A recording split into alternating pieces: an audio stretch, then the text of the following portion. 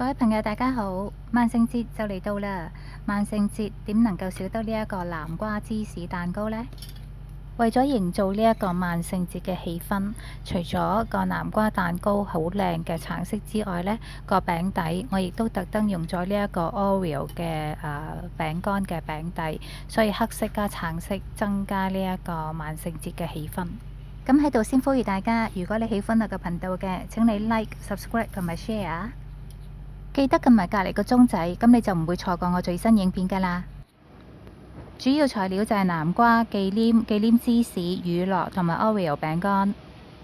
咁喺影片下低嘅解說文字嗰度就有詳細嘅食譜。南瓜切件，隔水蒸熟。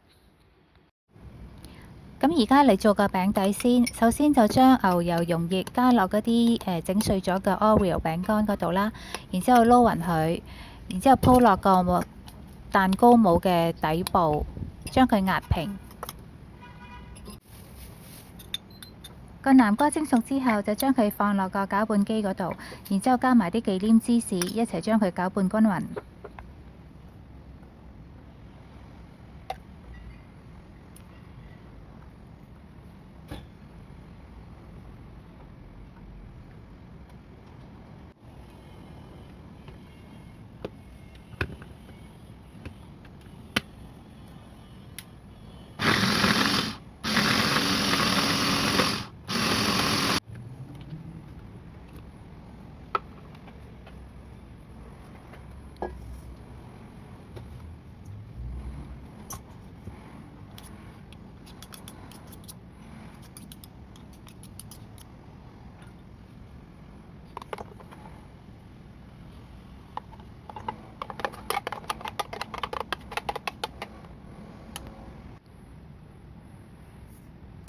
加入呢一個糖啦，乳酪，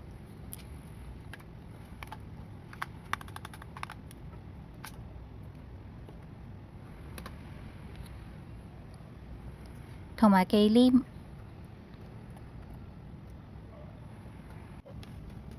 然後用電動打蛋器攪拌均勻。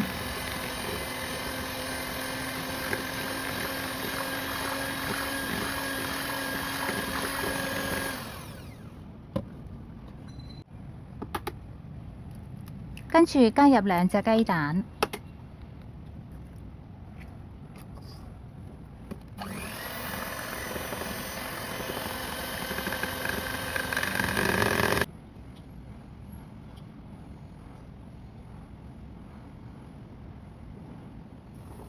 攪拌均勻之後，就將個蛋糕糊倒落個餅底上面，然後用180度嘅焗爐焗40分鐘。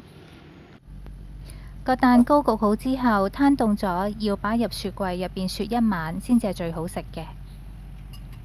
有冇見到蛋糕隔離嗰個兔仔呢？成隻連埋件衫都係我織出嚟㗎。我除咗識整蛋糕，我仲識織公仔。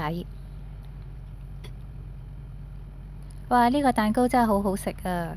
咁希望大家鍾意我今日嘅分享啦。我哋下次再見，拜拜。